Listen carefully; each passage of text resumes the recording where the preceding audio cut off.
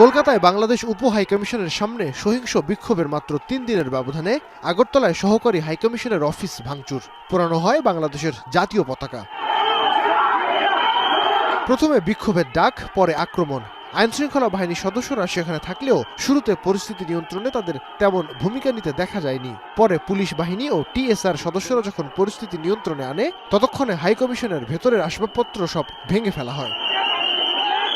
আগরতলায় বাংলাদেশের কূটনৈতিক মিশনের নিরাপত্তা প্রদানে ব্যর্থ হওয়া ভিয়েনা কনভেনশনের সুস্পষ্ট লঙ্ঘন বলছেন আন্তর্জাতিক সম্পর্ক বিশ্লেষকরা। বাংলাদেশ ভারত সম্পর্ক এখন সংকটের চূড়ান্ত সীমানায় রয়েছে বলেও মত তাদের।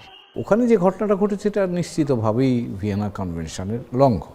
তার কারণ হলো ভিয়েনা কনভেনশনের বলা আছে পরিষ্কার করে যে কোনো স্বাগতিক দেশ অন্য দেশের দূতাবাসের কর্মকর্তা, কর্মচারী এবং সম্পদ এটা সুরক্ষা দেওয়ার দায়িত্ব তাদের।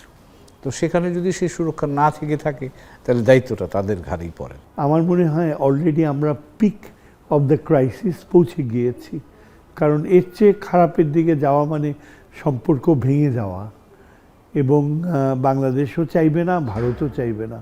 ভারতে আইনশৃঙ্খলা বাহিনীর উপস্থিতিতেই এমন ঘটনা পরিকল্পিত মনে করে ঢাকা। প্রথমে প্রতিবাদ লিপি ও পরে হাইকমিশনারকে জরুরি তলব করে প্রতিবাদ করেছে পররাষ্ট্র মন্ত্রণালয়। নিরাপত্তাহীনতার কারণ দেখিয়ে সকল প্রকার ভিসা ও কনসুলার সেবা কার্যক্রম অনির্দিষ্টকালের জন্য বন্ধ রাখার সিদ্ধান্ত নিয়েছে আগরতলার বাংলাদেশ সহকারী হাইকমিশন। হামলার জবাবে এমন জোরালো প্রতিবাদ করায় কূটনৈতিকভাবে শক্ত অবস্থানে রয়েছে বাংলাদেশ, যা ভারতের জন্য স্বস্তিদায়ক নয়। বাংলাদেশও কিন্তু পাল্টা পদক্ষেপ নিয়েছে। ভিসা ইস্যু করা বন্ধ, অফিস আপাতত বন্ধ। কাজেই এই যে শাস্তিমূলক পদক্ষেপ বাংলাদেশ নিয়েছে, এটা ভারতের জন্য যথেষ্ট অপমানজনক, এবং এই অপমানটা তারা অর্জন করেছে। দুদেশের সম্পর্ক এমন সংকটে পৌঁছানোর পেছনে ভারতের কিছু মিডিয়াকেই অনেকটা দায় দিচ্ছেন বিশ্লেষকরা। বলছেন, পতিত আওয়ামী লীগ সরকার ও শেখ হাসিনারও ষড়যন্ত্র থাকতে পারে এতে। পশ্চিমবঙ্গের মিডিয়ার কথা শুনলে মনে হয় যেন যে কোনো সময় যুদ্ধই লেগে যাবে। তবে এটা আমার মনে হয় পুরো বিষয়টাই নাটক, আর এখানে অর্থের লেনদেন হচ্ছে।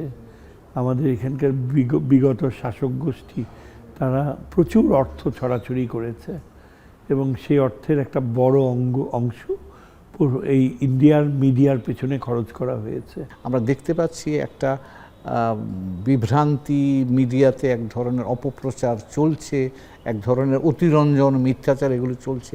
এগুলো যদি ক্রমাগত চলতে থাকে তাহলে কিন্তু এই ধরনের ঘটনা আবার ঘটবার একটা আশঙ্কা থাকবে। 1961 সালের ভিয়েনা কনভেনশনের চুক্তি অনুযায়ী ভিনদেশের দূতাবাসের জন্য জায়গা বরাদ্দের পাশাপাশি সেখানে কর্মরত কূটনীতিকদেরও নিরাপত্তা নিশ্চিত করতে হয় দেশগুলোকে। নাইম আবির, এখন, ঢাকা।